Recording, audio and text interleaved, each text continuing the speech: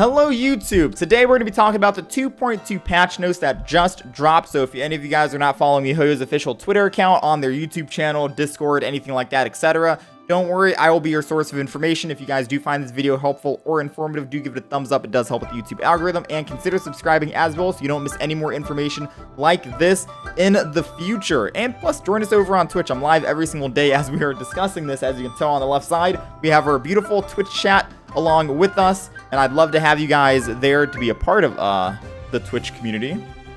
So with that being said, let us hop right in. Yeah? We have the 2.2 patch notes right here. We're going to just try and breeze through all the standard stuff that they talk about. Update schedule as follows. I will be leaving a link to this article down in the description as well for any of you guys who want to read over it yourself and don't have time to fully watch the entire video. Compensation is 300 Primo Gems as per usual. Maintenance compensation, you have to be rank 5 at least. Okay, yada yada. We have a new island coming out, Tsurumi Island. We have 2.2 update. We have unlock criteria. You have to complete the world quest, Samurai Storm Chasers. New character, which is only one, Toma, 4-star Pyro Polearm user, who's going to be on the second banner. Also, the Kamisanto Housekeeper. A new domain, which I'm assuming this is going to be a single-player domain. Moshiri Kara. Unlock criteria, AR40. You get Primo Gems and Electro Sigils, so standard single-player domain that you get to do. So just one single new domain. We got new weapons, the polearm that they've already talked about. 4-star polearm, 4-star claymore, bow, etc. We've already seen details on the new the polar star, the bow, and the 4-star claymore. It was in a previous video.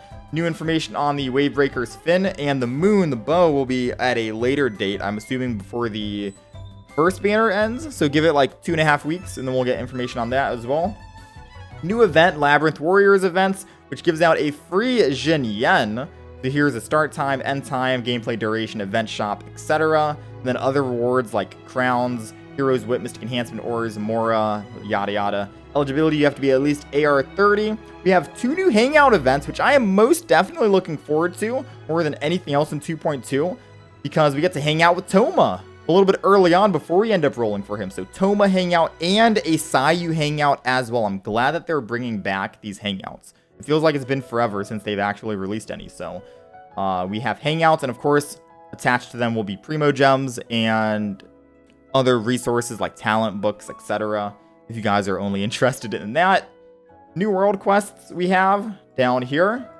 We have some new enemies, which is just the Rift Hound Whelp and the Rift Hounds, which if you are shielded by a shield character, so like Noelle, Zhongli, Jinyen, Diona, anyone, you will take corrosion damage. So it's technically like floor 11 in the Abyss. You will take corrosion damage, so you want to make sure you have a healer on your team like Kokomi, Barbara, anyone else. We have some other additions, so recipes, achievements, name cards, realm layout, which will be the Inazuma theme. I'm excited for that. Unlock criteria, you have to have your Sakura favor level, so the Sakura tree at least at level 40. We have Silken Print, so new furnishing categories, the floating platform and paving. Paving finally. I don't know if they showed that off during the live stream. To be honest, I don't think they did, but they did show off the floating platform, which was cool, and some other new furnishings. And now we have Spiral Abyss. So floor 11 Leyline Disorder changed to Pyro damage dealt, and Hydro damage dealt by all party members will be increased by 60%. I really don't know what it is right now. I think it's the corrosion, right? It's the corrosion damage. So they're changing floor 11 corrosion to just Pyro and Hydro damage beefed up. There you go. Updated the monster lineup as well for floor 11 and floor 12, so they're keeping floor 9 and floor 10 enemy lineup the exact same. I'm assuming the Leyline Disorders as well. It says starting from the first time that the lunar phase refreshes after updating to 2.2, which should be on the 15th then, right? The first time that the lunar phase will refresh. Wait, is it lunar or it's on the 15th, I'm assuming, or the 16th, right? The 3 lunar phases will be as follows.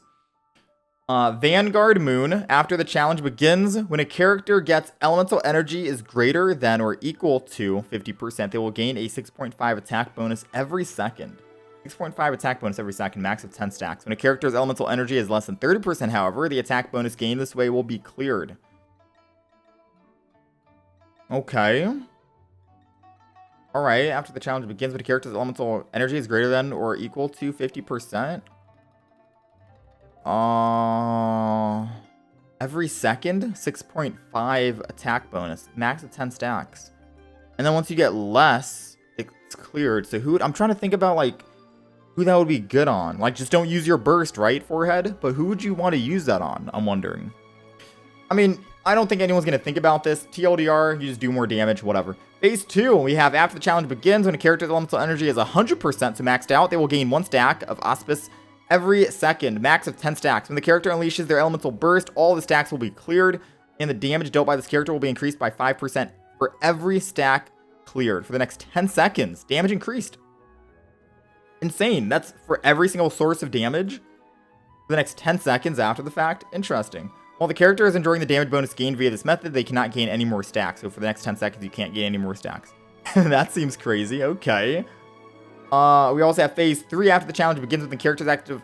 When the active character's elemental energy is greater than or equal to 50%, they will continuously release shockwaves that deal damage to opponents. When their elemental energy reaches 100%, these shockwaves will deal even greater damage. So this is all based around having your energy like either maxed out or above 50%. That's what these ley lines are about, it seems, for the Abyss. They really want you to have that max energy, huh? To benefit from these. Very interesting. So greater than or 50%, release shockwaves, and then when it's 100%, even more damage on the shockwaves. Interesting enough. Yoimiya buff. Yoimiya buff, yeah. I guess people can keep her alt maxed out, sure. We have some other adjustments for quests, optimizations for the safe transport, increasing the speed and the HP of that. Mission event, yep. Increasing inventory limit for artifacts from 1,000 to 1,500. Adjust the display order after performing a 10 pull. So apparently before it was you get a 5-star, or now it's going to be showing off 5-star weapon, 5-star character, and then a 4-star character, 4-star whatever, 3-star weapon. Before it was a 5-star character, 4-star character, then a 5-star weapon. Yeah, I mean, I'm going to be honest, I never knew this was actually a thing because, like, imagine getting 2 5-stars in one 10 pull anyways, you know what I mean? Like that. Okay. Anywho, moving on. Adds a new skip feature to the display screen when performing a 10 wish. So for the whales out there, some more whales update. You want to keep rapid firing through the 10 wishes. Feature for learning furnishing blueprints in the forge menu, so you don't have to go to your inventory and do it the tedious way. Optimize the location for the selection in the expedition when using a controller. The conditions for selecting starter bundle. Performance on the Hangout interface. Yada yada. Selected before will be recorded. Characters. Optimize the descriptions of Sucrose level 4 constellation, and Noel's passive talent. They were just revised, but it doesn't change how the effect works in the game. Original description reads as follows, yada yada. Revised description, original. So just changes of descriptions. Audio changes right here. Optimize the music switching range in some areas. Voiceover for some characters on quests, etc. And then last, I think this is we have in the shop Stardust Exchange. There's no limit on how much more you can exchange. And then Leo souvenir shop with the sigils as well. Parametric transformer, you can update more usable materials, so including the new Harvestal materials and Inazuma. I'm wondering when they'll allow us to start planting these in the teapot though. Reduces visual obstruction with the Desiderata from Raiden Shogun. The brightness of the Desiderata as well. New items at NPC Marjorie's store, which will be the souvenir shop in Mondstadt, so you can go back and buy your Windbloom gadgets that you might have missed. I'm assuming you have to do that with the sigils, but we'll see.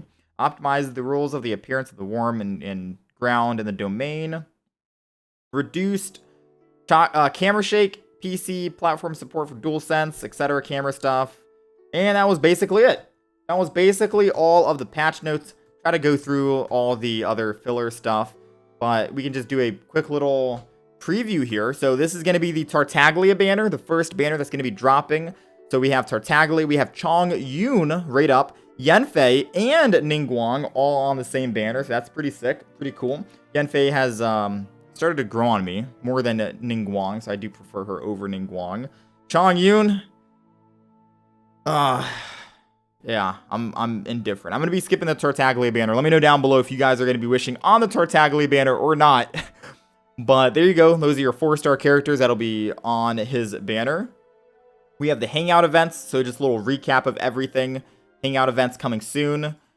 We have the weapon banner. So the weapon banner that'll be showed off after or alongside the bow will be the Memory of Dust. I don't know if anyone uses this. Isn't this really good on Ningguang?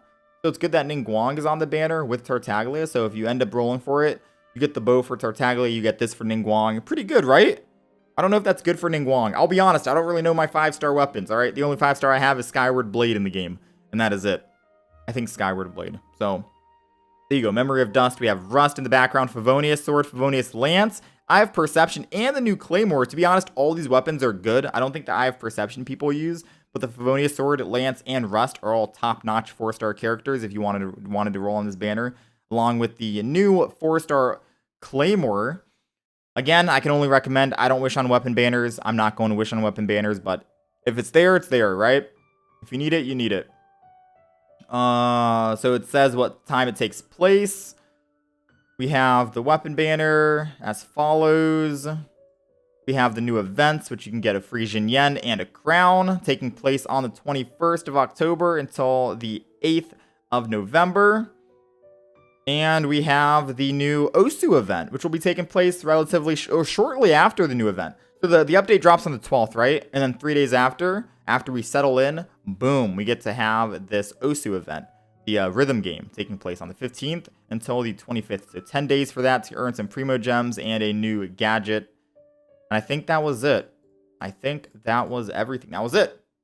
Those were all the patch notes. That was all the information. Let me know what you guys think down below. Let me know what you guys are most excited for, whether it's the weapon banner, whether it's the Hangout, the character banner or whatever, or Jin Yen event, or Osu event. Out of those 5 things, let me know what you guys are most excited for. Personally, I'm excited for the Hangouts, most importantly. Comas. But let me know what you guys are looking forward to.